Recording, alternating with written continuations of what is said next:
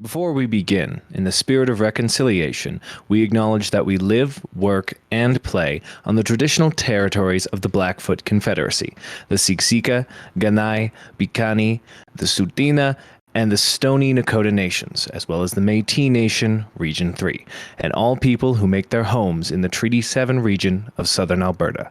This acknowledgement was brought to you by CalgaryFoundation.org. Now, back to the podcast. I want to get this on record for like the actual intro for the thing. Like, I am in full transparency. I'm like hella nervous. Yo, don't even sweat it, bro. No, because like the thing is, it's because I know you through TikTok, and I wanted to reach out to you in the hopes, like I was reaching out to a lot of people because I think, and we can probably elaborate this more in the discussion, but TikTok I think is a very interesting place for creative people. And so I was messaging like a lot of my favorite creators on there. And, I kind of like, I mostly expected everyone to not say anything because it's like, who the hell am I, right? But like the fact that you did it, I was like hella excited, like really excited because I love your content.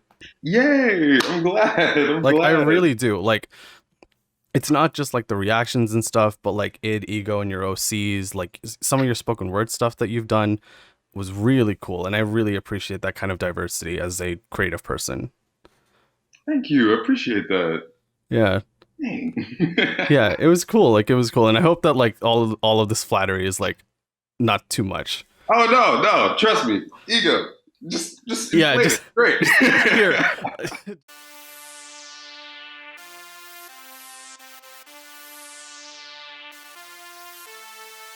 Hello, everybody. Hello. Hello. Hi. Hey there. Bonjour. My name is Dean, and welcome back to the InkGuild Podcast.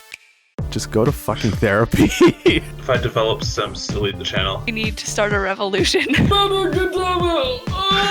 And you know what? I'm gonna say it. All of them are fucking idiots. 25 is technically you.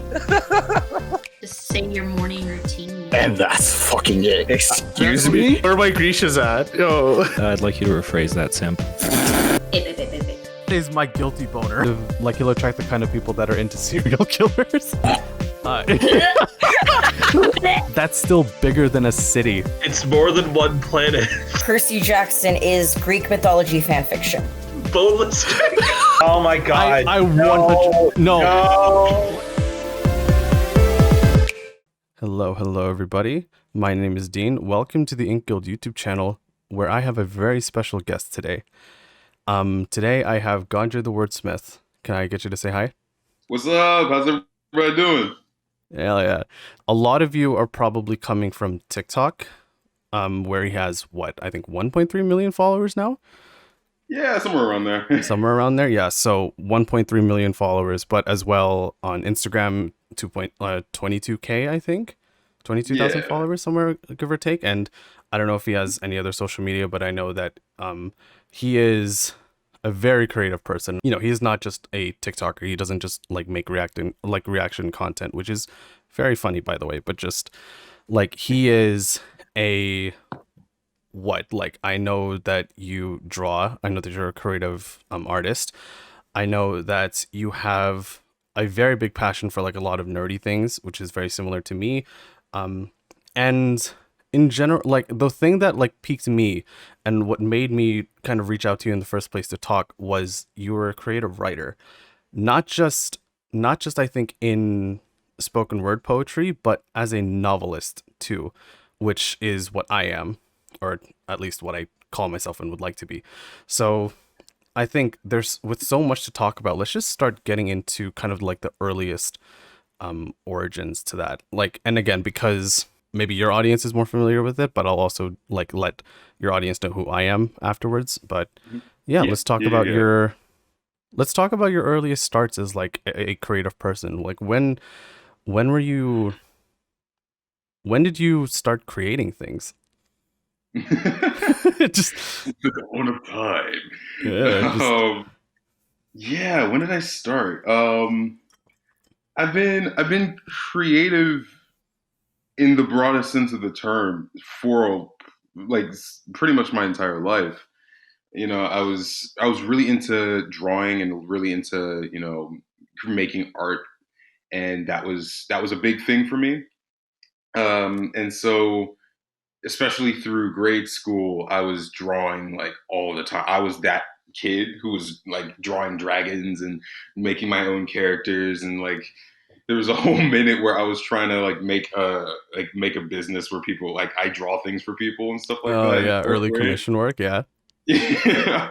So yeah, it was all like even in fourth grade is where I started creative writing because I saw Harry Potter. I was reading Harry Potter, and makes sense. I'm like, I want to create that, but like for me. yeah. So I actually started writing my book in that year in fourth grade. Oh, really? Yeah, and so it was drawing on like Kids Next Door, American Dragon Jake Long, nice. What was it? Teen Titans, like all like Star Wars, Harry Potter, like all of these different things. Sly Cooper, like man, I remember. Man, yeah, that makes me happy to hear. I was like, I didn't ever own my own copies of Sly Cooper, but I loved playing Sly Cooper. Like when I had the chance, like Sly Cooper, Ratchet and Clank, Jack and Daxter, like I was a huge PlayStation person growing up. Yep, Sly Cooper. I miss Sly Cooper so much. I want to play it so much. Yeah. But no. But yeah, so I started off there, and as I grow and mature and evolve, the story did too, and so did my art, and so all of these different things kind of came up. I think I started doing poetry. Well, I started appreciating poetry in high school because before that I was like, poetry's boring. Yeah, it's so there's lots of cliches. All of it rhymes, but probably I'm not Dr. Seuss. Where? And then exactly. Yeah. And then I started listening to rap, and I'm like, wait a minute. Let's see if I can work with this, right? And so I started realizing that rap. I always say that rap is poetry with a heartbeat. And like after a while, poetry started becoming my thing. And so I started like really getting into it, really like just experimenting with it, doing my research, having a whole bunch of fun with it. And all of these different creative endeavors that I just kind of pick up, I don't know. I love them all like a lot. Mm-hmm. Even craft, like I'm making a whole bunch of wands now and selling them. Yeah, I saw those. I heard that it's doing really well.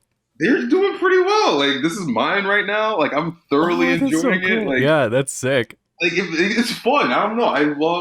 I love finding different ways of expressing. I think there was a point where like, when I tried to like figure out a mission statement for myself, I think for my life, my goal is to give every part of me a voice. Mm-hmm. And so one of the easiest and most fun ways of me doing that is finding different mediums to express that. So that whenever I have writer's block or, this block in one field, I can always go to another. Right. And so I have these like these phases where I'm really into watercolors. I can't figure that's out a difficult medium. Let's go back to acrylics. Oh, I don't feel acrylics. Let's write a poem. Let's, write a story or something, let's make a wand. I don't know. Right. It's all different happenings, right? Yeah. There's a lot that I think we can kind of delve into. And I think just to kind of backtrack a little bit, I do want to kind of focus on the creative drawing. So that I think was maybe the first thing that you were kind of doing creative, like putting serious time into. Mm-hmm. Yeah. So it all started with drawing. Cool. Yeah. I think by comparison for me, it was creative writing. That was how I started. And again, for your audience and for mine, it might for my audience, it might be a little bit of a refresh, but because there are going to be a lot more people listening in, I started out, I think, creative writing, in grade 4. So around the fourth grade. About fourth grade. You figured because teachers are always like, hey, just like write about your dreams, or here's like a really simple prompt or something. And I think the very first story that I ever wrote, it was of my my toys coming to life. It was a Toy Story, but like not a Toy Story because oh my god, they're destroying the city. Like I don't know if you're familiar with Bionicles, but I was obsessed. Yes! Oh my God. Obsessed with those as a kid. So those things. So I still have a few of them, but like it wasn't the ones that came to life. But those like I dreamt of like them coming to life and just like destroying the city, and I'm like, okay, this is kind of fun. I really like this. So like through that first story, I ended up just like writing a whole bunch more, like writing, I think, because my medium, like I never like concretely wrote like something since that story. It was more just like doing like PowerPoint presentations and stuff, like just world building and like still telling a story pretty much. But like throughout high school, it was still creative writing, and along the way, I was still like I was developing talents such as, you know, learning how to draw, being able to public speak a little bit, and all of that. But ultimately, I think creative writing still for me was like the big thing. And my own novel, like I didn't get to do that until after I graduated, but I think maybe I can talk about that like later. But yeah, so I think as kind of an overview of your creative projects, or your creative endeavors, basically, let's kind of specify a little bit by talking about like some of your earliest influences. So I know that like Harry Potter was one of the like Harry Potter you had mentioned was like a, I don't know if it was a huge influence, but like yeah. It definitely was. Yeah, so let's talk about that. Just what about Harry Potter was it for you? Because obviously like Harry Potter is like this huge series, but like specifically what made it like impactful for you? I think part of it was that Harry Potter, when I started off, I saw that I was watching the movies before I saw, before I read the books, right? And so I'm reading the books afterwards, and I'm creating this world, but I was already hooked in. Like when I was in kindergarten, I saw it in theaters, and I'm like, yeah, boom, I'm into this. I'm terrified of Voldemort, but I'm into this. Yeah. There was something about, I always wanted to be Harry, right? I always wanted to be like the main character of the story and to like live in this world and to have all of the, like to live in this magical or like sci-fi like world. Like if Star Wars and Harry Potter could come together, what would that be? Right?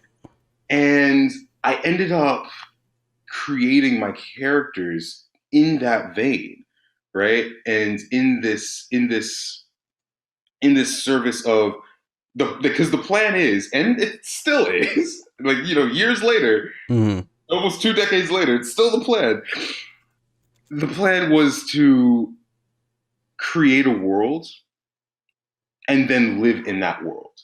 Like create a world, have it be a movie or a TV show, and then star in it. And then I'll be in a world that I created. Right? That was the whole genesis of the idea. And it started off kind of just fun, and then kind of like, you know, where you were playing, like you had your Bionicles and you had your toys, right? I would have these adventures all the time, everywhere. I'm like playing pretend nature. And since I'm an only child, that's kind of how I entertained myself. My parents never had to worry about me like getting bored because I always had something to play with. If I'm reciting entire movies or if I'm, you know, off on my own adventure with my Legos or my Bionicles, right? Like, and then all of a sudden, I'm starting to create narratives with these stories. So like I'd have, you know, characters representing Harry, Ron, and Hermione, or I would take my, you know, action figures. I had this one narrative where Ash Ketchum and his older brother, the Blue Power Ranger, were fighting Superman and Woody. And it was like an epic Super Smash Bros. Fight. Like it was deep. It was like some Naruto and Itachi kind of joke. Like, oh my god, yeah. Sasuke and Itachi. Like it was intense. And I'm like, why not write this down?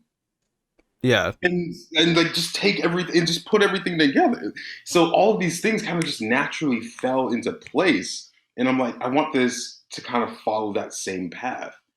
And all the lessons about storytelling and you know, effective storytelling, you know, you learn as you grow. Because as a creator, I didn't know nothing.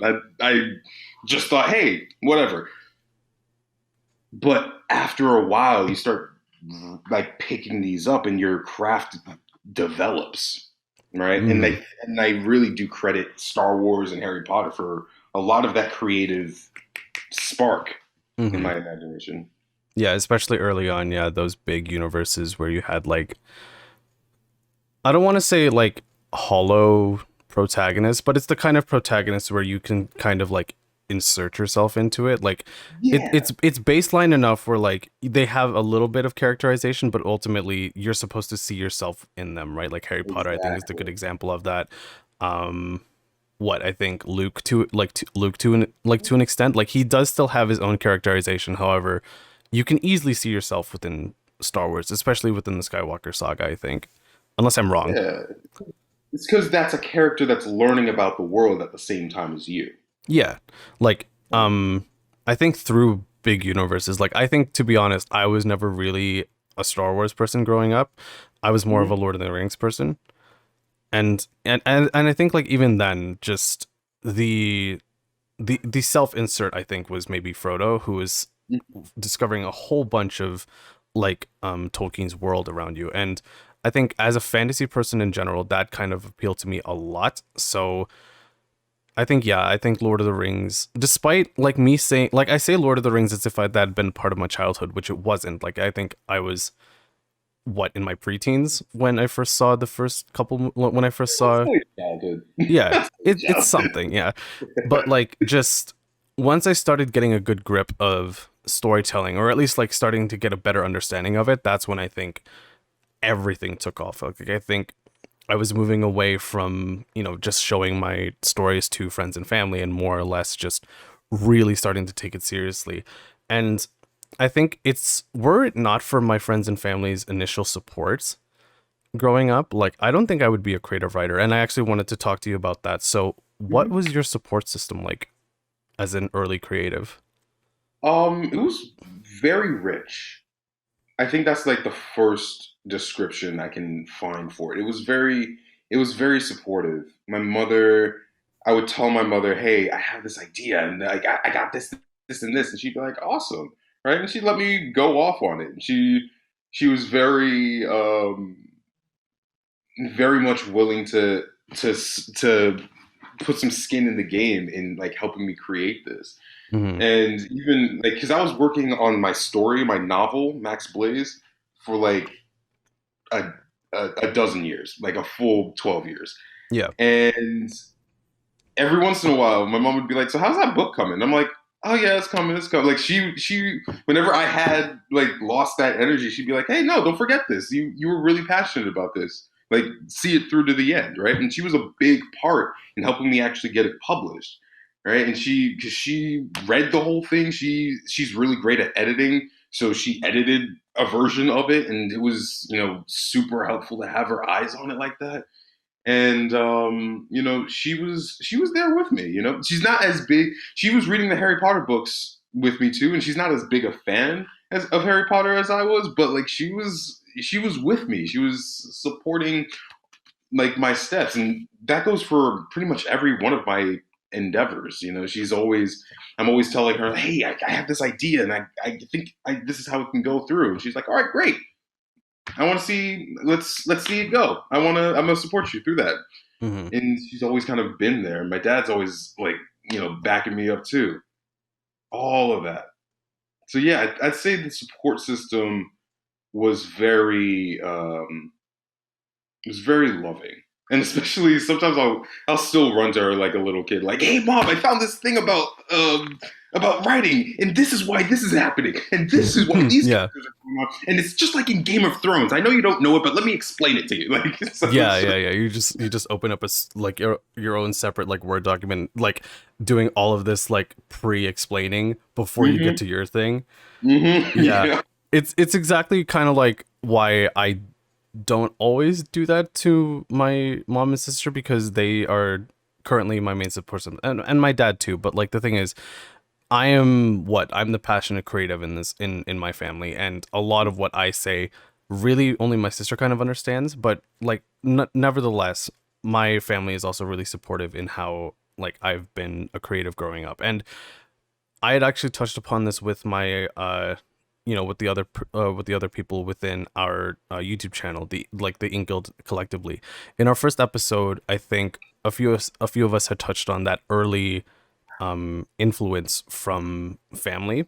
Mm-hmm. And I think just how important it is for creative people growing up. And I mean, it doesn't just have to be family. It could be like childhood friends and whatever. But really, that early push probably makes a lot more creatives than it does later down the line. I think like it's that kind of drive, I think, that makes you keep going. Like you can have like, you know, for in our age, when we have exposure to, you know, like we have a better understanding of storytelling tropes, character archetypes. We know how to write a story at that point, but we would have never have gotten this far if we hadn't had that early push, right? To continue in some capacity. Maybe your parents didn't understand it, or maybe, you know, you were just kind of speaking nonsense, but you were passionate about it. And I think for a lot of, you know, it's like for us especially, and like I think likewise for you, it was that early kind of like motivation and support that kept you going and kept finding a way to continue. Absolutely. I really think it is, because I know a lot of people, it's the difference between having an environment where you're comfortable sharing your art versus where you feel like you have to hide it. Mm-hmm. And, you know, it stays because that's the safest place for it, right? Yeah. And I mean, like when you're starting out too, like when you're starting out how to draw, starting out how to write, it's kind of hard to really like believe in yourself. Mm-hmm. I think because you don't really know what you're doing at that point, right? Like especially if you started out like young, like you and I did, just Mm-hmm. you know, you don't have an understanding of how plot beats work. You don't have an understanding of like the, you know, beginning, initial incident, rising action. You don't have that plot mountain, I think, as a lot of people have called it.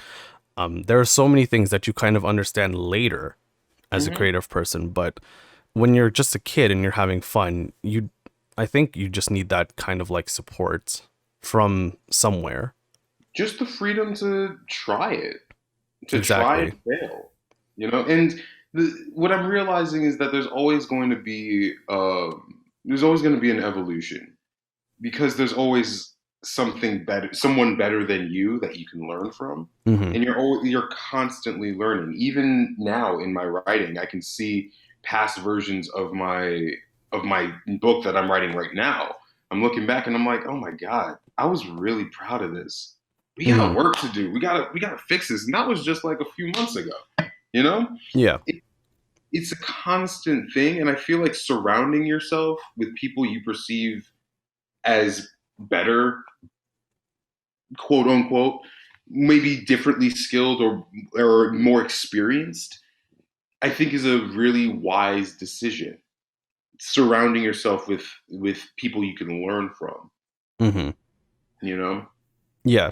And like I think that's where personally I'm very fortunate, because the rest of the InkGuild, the people that I've started this channel with, we are all creative writers or creative people in general. Like some of us are novel writers, some of us are spoken word artists, some of us are just starting, I think, but it's that passion and that determination to be good in our own way that makes us each like individually special in our writing, but also like very like collectively unified, I think, because we all have this mindset of like improving. I think it's like you said, surrounding yourself with people who understand, and we had actually like touched on that too, but like we through creative writing classes and through just, you know, hanging out and stuff, we have an understanding of how a lot of storytelling works, so we're able to not just comment on our work individually, but like, you know, really provide good critical feedback. Yeah. But like aside from that too, just being able to like have supportive friends, even if they don't understand your creative passions nowadays, it is still, I think, a big motivator for creative people. Absolutely. Mm-hmm. Yeah. So I think with all of that kind of like, you know, I guess I want to say setting up. I don't know if that's really the right way of saying it, but just like, you know, we've talked about like you kind of initially being a creative person, like kind of catching people up to speed, let's learn a lot more about you as a creative person through your projects. You had mentioned Max Blaze a lot, and that is the one that I think really I was like, yeah, I need to contact Gondré, just being like, hey, do you want to appear on our channel? Because I am also in the process of writing a novel, and oh man, I have so much respect to you for getting it published. I appreciate it. I really like. Ooh, that was. I mean, it's a trial. It's a whole journey to get that thing. Mm-hmm. You know, and I'm about to get into it again because I'm trying to finish the second book in the series. So. Oh, another book too, man. Godspeed to you. Let's talk about Max Blaze. So I skimmed a little bit of it through your Amazon listing, and just let's have you talk about it actually. So what is Max Blaze about? So Max Blaze, this book right here. Boop. So Max nice. Blaze. I actually did the cover myself. Nice. Boom. But Max Blaze Regeneration. All right. So it is a sci-fi space opera, kind of like Star Wars,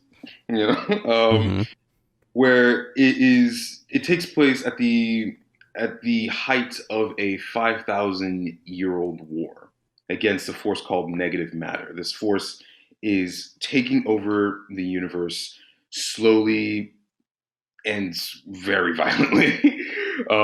And very much kind of like the Heartless in Kingdom Hearts, if you want a visual of that. Mm-hmm.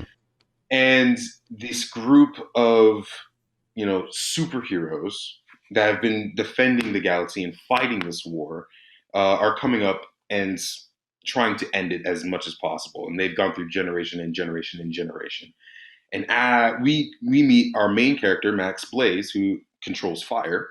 And he is fighting in this war. He wants to be the one to end it. He wants to be the hero. But as he's entering into this fight, he discovers that there's a little bit more to the battle between light and dark and the balance between the two.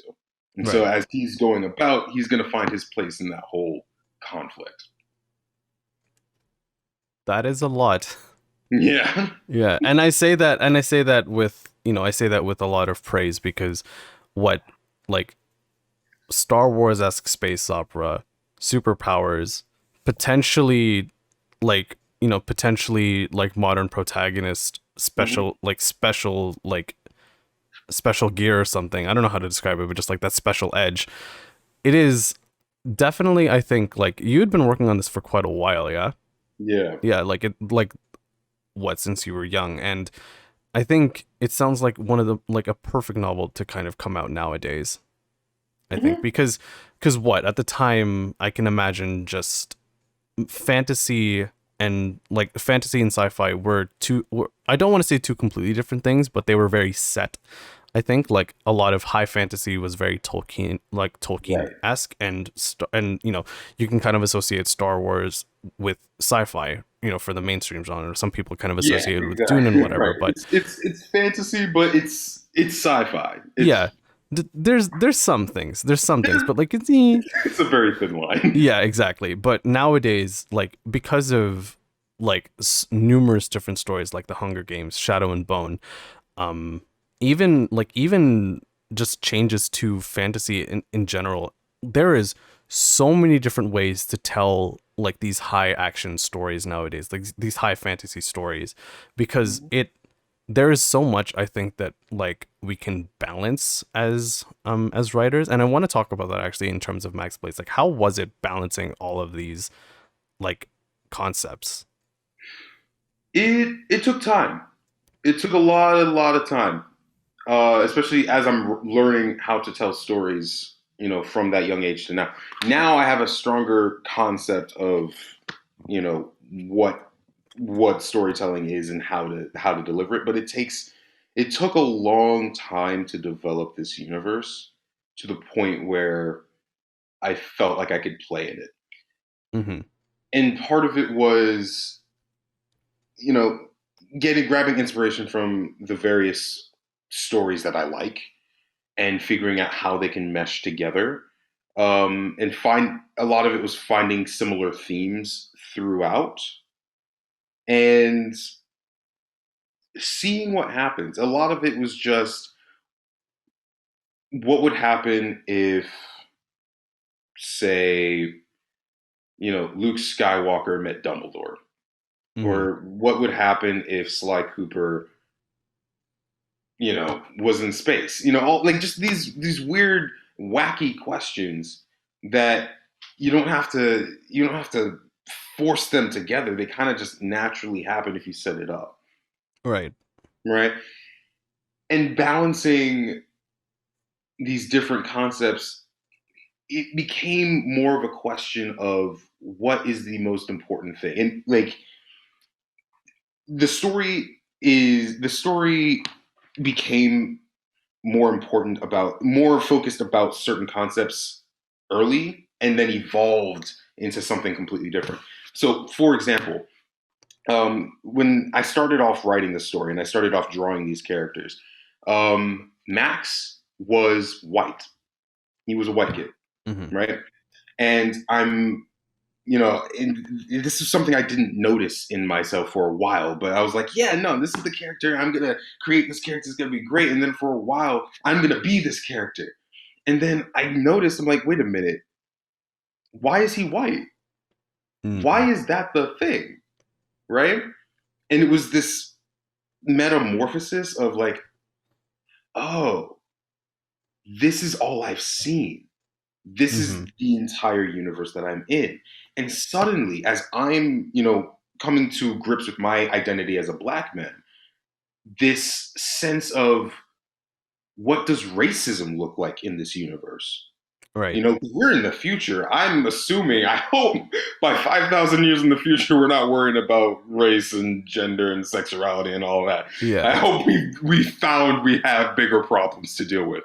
And so what does that concept look like in this universe? And what if my main character is dealing with that? So it becomes a lot about my main character finding out his identity and coming to grips with his identity and coming to appreciate or fear that sense. And so that theme became the core of the story, to the point where all of the other things that were the inspiration for it were more of a dressing, right? Right. Yeah. This whole, like, the Star Wars, the Harry Potter, the superheroes, the Kingdom Hearts, all of this, it was all just a vessel to tell this story about a kid who is coming to grips with an identity that people don't like. Right. Right. And so that's what really balanced everything. Yeah. I think, just time definitely does help give new perspective to a lot of things. I think especially, when it does come to not just balancing things, but understanding why things are the way they are. Because for me in my project, Xeno, I have been working on this for a relatively short time. I think it's certainly not as long as Max Blaze, and by comparison, some projects that I am familiar with through my other friends. But like Xeno started off as a dystopic sci-fi.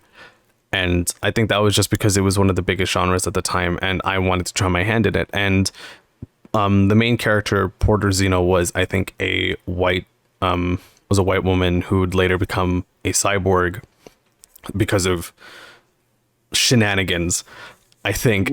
And I think upon a reread of the draft and just how much I had been working on it since then, I think it was almost the exact same situation as you. Like, as a Filipino man, why am I writing from the perspective of a white character? And so I didn't suddenly just create a Filipino character or a Filipino protagonist because the current iteration of the character Porter Xeno is half Black, half white, still a woman. And I think certainly I don't want to change that because of the level of because of my own knowledge towards understanding female characters, as to the best that it can be, right? Like, obviously time might bring out more answers, but just the way that I am deciding to keep Porter as a woman like why, like I still ask myself sometimes, like, why is that? Why am I deciding to keep these things? And some days I know the answer to that. Like, it's because I want this character to be good representation and a good character. But it's also because when there are some days that I can't answer it, that is what I think makes me continue to write this story and develop her characterizations, because like I can't just write this character for the sake of one reason and one reason alone. She has to have more to her. She can't just be to have. She has to be complete. And yeah, I think it's through time, and I think through balancing, like, because like Porter, I think she is the protagonist, so like there's a lot of power and a lot of responsibility that comes her way. But I think similar to Max, and feel free to elaborate, but just balancing, I think, your desires as an author versus the intent, versus how your character comes across, is very important still. And I think you could be you can be an amateur writer, you could be, I imagine, like an old writer, but like that still has to be important. Absolutely, right? Because the way you portray your characters, there's a lot. Because this was one of the first lessons that I learned. Because at the beginning, I had my main character. He got the girl. He got, he was the hero. There was nothing wrong with him, and that's not fun to read. Mm-hmm. Right? This was the version that was like 5th grade, 6th grade Max Blaze, back when he was Luke Firebolt. Yeah. He had everything, because it was more of a wish fulfillment for me than it was actually a story. It was like, this is what I want my life to be, and I want it to be perfect, but it's not necessarily what is interesting. So you have to kind of ruin your characters. You have to give them the flaws. You have to make them make mistakes. Mm-hmm. You have to give them actual problematic tendencies. You have to make them human. Yeah, you have to make them human. Yeah. Right? Even if they're a bear or an animal or whatever, they have to be somewhat human in order for us to relate to it. That's part of the reason why I really admire Ahsoka Tano from Star Wars. She's Mm-hmm. a character from the Clone Wars. And when she started off, she was really annoying. I really hated her. Yeah. So annoying. But as she matured throughout the story, she became my favorite character. She grew so much and had such an interesting arc throughout the entire series and her whole life throughout the Star Wars universe. And that had to happen. He had to come from someplace, right? Mm-hmm. And that's like the beginning of every story. Even after, you make one story, right? The character goes through an entire arc. They got to mess up somewhere. They have to have, if you're going to tell another story, they have to come from somewhere where they're lacking. And right, yeah. Lack is uncomfortable for a lot of people to write, especially if you're creating a character that's based off of yourself. It forces you to look in like, dang, what am I lacking? One of the things that I really harnessed and exaggerated in Max was my arrogance. Like, Mm-hmm. This whole idea, the universe revolves around me. That was a big problem of mine. I'm like, let's call myself out on that. Max, you almost know that you're the main character of the story. And somebody comes into the story, spoiler alert, somebody comes to him and is like, yeah, you're not the main character. He goes, what? What was that? Mm-hmm. Yeah. He has to get grounded. He has to move through move through all of the crap that he is in order to become this interesting thing. That's why Game of Thrones works so much, because all of the characters are so multidimensional. It's not like Star Wars, Harry Potter, Lord of the Rings, where there's obvious good guys and obvious bad guys. Everybody's got a little bit of both. And those stories, those are the mature stories that really everybody can handle. It doesn't Mm-hmm. matter what age group you are. When we treat kids with these kid gloves, like, yep, you got to know that these are the bad guys and these are the good guys. They can Mm-hmm. handle complicated characters. And yeah, like you were talking about, these characters have to be multidimensional. They have to be confused and not make the right decision and fail. You know, especially when it comes to, and this is why doing research and talking to people who are not in your own demographic is super important, right? Mhm, Because they right. have their own whole struggles, their own failings, their own X, Y, and Z. That's so rich and beautiful that you would never think about because we're only one small corner of an entire universe. Right. Yeah. Like, I think ultimately characters' stories can't be perfect. Nah. Like, I think I'm pretty sure you're familiar with this, but for those who aren't, there's this discussion that we've had on the InkGuild about active and passive protagonists, and I think perfect protagonists in general, but ultimately just good protagonists need to be people. Like, they need to be, like, you can have whatever superpowers you want to load onto them, but ultimately they don't become memorable unless they suffer like a person. I think, like, and that, like, you know, through storytelling tropes, that doesn't mean you need to kill off their parents, but like, it just means that they need to struggle as much as we do. Like, they need to be late to interviews. They need to like spill coffee on their shirts. They need to mess up. And it's those tiny details that almost don't even matter in the plot of the story. Mm-hmm. You can just insert them anywhere. You know, like a tiny little quip. Sometimes the quips of just random characters show their dynamic, and it makes these relationships are beautiful. I love banter. It shows so much, I think. So much. I have these two characters in my story right now who are just they're so cute. It's obvious I'm kind of shipping them in my head. Whether or not they get together, I'm still on the fence, but I'm shipping them in my head, and it's a little bit obvious. But like, it's just tiny little quips, and I don't know where. Like, it's adorable, but the tiniest little things are spectacular. Yeah, characterization is fun. Yeah, like just defining characters. Yeah, I think same thing for me in Xeno.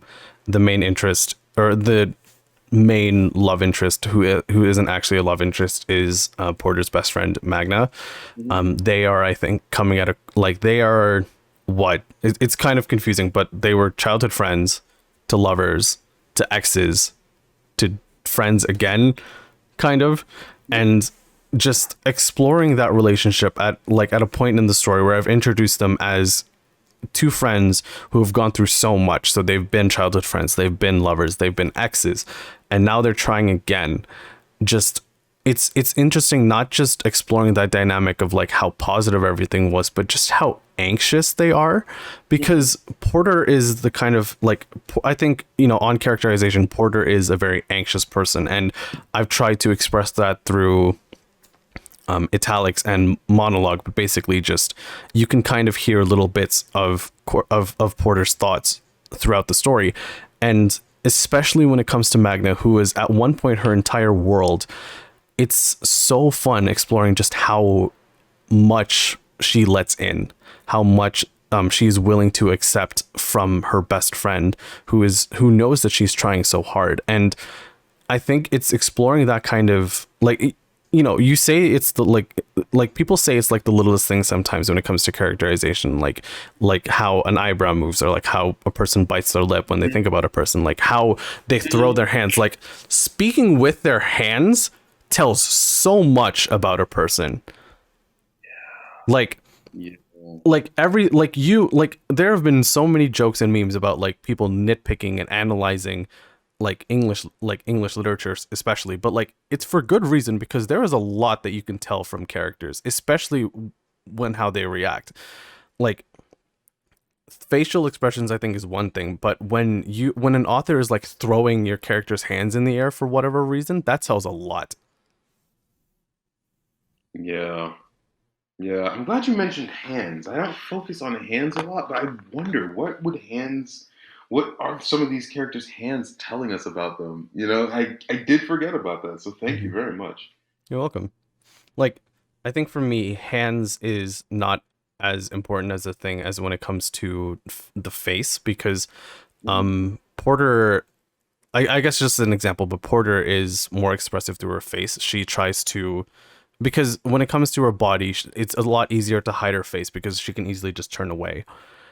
But she bites her lip, she like sneers her eye, or like she rolls her eyes, stuff like that. But she is also not just that. Like she also like clenches her fists. She has like a jolt running down her spine whenever she's nervous. Like it's not just, I think, what makes a character basically. And I'd love to hear how you elaborate that, or how you expand on this with Max. But like what makes a character is not just in what they say, but it's the littlest things that they don't even regard that makes them who they are. No, one of the ways that I struggled to figure out how to describe were fight scenes, because there's a lot of fight scenes in my story. Like I see it, like it's very action packed, and there's a lot happening in a very short amount of time. And so my challenge as a storyteller was to figure out, how do I make this entertaining? How do I have people's eyes not glaze over? And in a way, I'm kind of like my best critic, because sometimes I just hate. It's weird. Sometimes I hate reading, and if I'm reading it and I'm falling asleep, that's like a good sign to me. I'm like, okay, something about this needs to change, because I'm checked out. And one of the more interesting ways that I learned was expressing my character's state based on how he fights, or how the character's personality through how he fights. So Max is a brilliant swordsman, and he loves to get up close. And with these big flourishes, he's very show-offy. But when he's in the crunch, he will get very strategic and very exact. Or how another way of expressing character I found that's so fun is through my character's superpowers. I have a character her name's Static, and her whole gimmick is that she can conduct small amounts of static electricity. And that's it, right? It's not like, and it only like that's all that she can do. That's her whole thing. And so she's at the same time very type A personality, very like clean cut business. Her hair is like greased down to the point where it's like crunchy, because it has to be, because she conducts static electricity. And if she conducts it too much, it's going to make her hair frizz, and she hates that. So she all of how her power relates to her personality is always such a fun thing for me to just figure out and to play with. I had a character, what was it? Javelin. They're able to throw any object and teleport to where that object is being teleported to. Ooh, that's so cool. Their problem was that they have a crappy arm.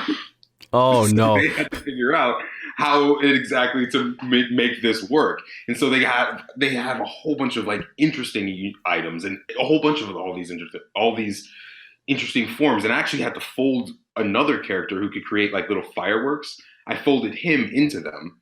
And so now they kind of have both powers. Right. I'm folding two narratives, but now there's such a multi-dimensional character now. And I'm really happy about that, because one, unfortunately, the other character wasn't doing much, even though I liked him. He was really brilliant. But now Javelin has this whole other dimension to them that is a lot of fun. And the power expresses their feelings a lot more completely than before. So, right. Yeah, I love giving my characters really crappy, cruxes when it comes to their powers. Like, they could do this, but it's this. Yeah. I had a character that could liquefy anything, but they can only turn into a puddle of water. How does that become useful? And it forces you to think a little bit, and that's also another fun thing. So yeah, it just makes it really fun. I think especially for fight scenes, which is like one of the things that I don't want to say make or breaks a story, but it is one of the things that like definitely like defines or helps define what makes your story. Like how someone writes their fight scene is like it tells a lot about, you know, not just characters and stuff like we'd been talking about, but just how you are as an author. Like I'm familiar with a lot of fight scenes that are like wrapped up really quickly. Mm-hmm. Like insanely quickly. Like they get started and then it's kind of relying on your head from there to kind of like, okay, imagine all of this cool stuff happening. Mm-hmm. And now let's just get right to the ending. And I hate that because not just reflective of my own writing style that like typically likes to indulge a little bit more in the details, because like I grew up watching anime, so like there's a lot of like big bombastic plot beats that are happening within it, but like just I think when it comes to fight scenes, there's just a gold mine that like a lot of people tend to, I don't want to say like underappreciate, but like really just need to get a grasp of. Because everyone likes paying attention to like, you know, the big plot sequences that move a story along, or like the dialogue between the characters. But like, especially in an action scene, if like, because when you're writing a novel and you don't have the visual elements from a movie or TV show to kind of keep you in pace, you need to have like something there for your audience. Like, I think like whether or not you want to like write out every single thing is up for debate, but just like, give it I think a little bit more than you would expect. Like, you know, show your characters through characterization and like how they fight, like show their superpowers in effect or one thing, like their powers are magic basically. Raise the stakes throughout the fight. Like there's many different ways that I think exploring fight scenes in particular is like really fun to do. I also grew up with a lot of anime, and that's how I used to describe my fight scenes, with a lot of detail and a lot of like, they moved this arm and this went all the way over until he jumped over and it was really, really cool. Very choreographed, yeah. It was very choreographed, and I lost a lot of my own attention from a lot of it, right? And part of it could just been how I was describing it, but a lot was just like, it doesn't matter. It's cool, but I don't care specifically about each and every movement. How can I tell this story more effectively? And what I discovered was that you do want some detail specifically about who's winning, who's losing, who's advancing, who's falling back in the movements. And then you want, what I found myself more interested in was how each character feels about moving forward and back. Exactly. What is their mental state throughout the fight? How, like, if they have superpowers, how are they using it in general? What's the general strategy that they're using? And why are they using that strategy? Like, if there's if a person with water and fire is coming at each other, why is the character still using fire? Is he not listening? Is he too blinded by rage? Is he going to just overcome and evaporate all that water? Why is this character still doing this? Right? That's all of these different questions I found ended up describing every little detail that I wanted to have when I was just going, he did this, and then this, and then this, and then this, and then this. But with so much more color and dimension in ways that are important to the plot, where every move actually becomes more important to the plot as opposed to just relaying information. Right. Yeah. I think, like, you know, just to kind of wrap up on fight scenes, I think also what I love about writing when it comes especially to long form writing, maybe we can close on dialogue, because dialogue I think seems to be really fun, I think, for me in particular, because, you know, we had been talking about, like, you know, what makes you an author and like the characterization and all that stuff, but I think it's with dialogue that, like, for me and personally for me, it's the most fun. I think, because when the action is low, when there isn't like a lot of attention kind of like getting in the way, you're left with you and your character's thoughts. and how that character interacts with not just with other people but with themselves makes so much, or like it really like defines a lot about the character, because in Xeno, so in my project, like I had said, what is it, like Porter, like I've said, is a very anxious character, so there are times where the narrative changes from a third person to like first person introspective into how she thinks, into her thought process, and the way that her lines come out is very, I don't know, it doesn't feel very high fantasy-esque. It feels very like common English, basically. And that's the point. Like, she isn't this, like, I don't want her to be like this, like, world-saving protagonist. Like, I want her to think and feel like a human. But it like, aside from that too, like, like her awkward interactions with Magna and with a bunch of her other characters, each kind of defines not just the relationship that I'm trying to portray between Porter and said character, but just how Porter interacts with these characters in general, because like it shouldn't be the same. I think like every character interaction should be completely different when it comes to like, especially when it comes to like plot relevancy. Like, you don't want your characters just saying the same thing over and over and over and over. Right. Yeah. So yeah, I found that when it comes to dialogue and plot stuff, my curse is exposition, because I always want to explain the thing. And so what I've been practicing as I'm writing this book is only telling the relevant pieces once. And if characters need to explain it again, I either have to decide where it's more important to hear this information, or skip over it, right? Yeah. We can just cut to something else while they're explaining it. And yeah, that's when it comes to relationship to the plot elements. What I've found with character is the different dynamics between each and every character in your story tell a lot about how, like, just about the character's psyche, each one.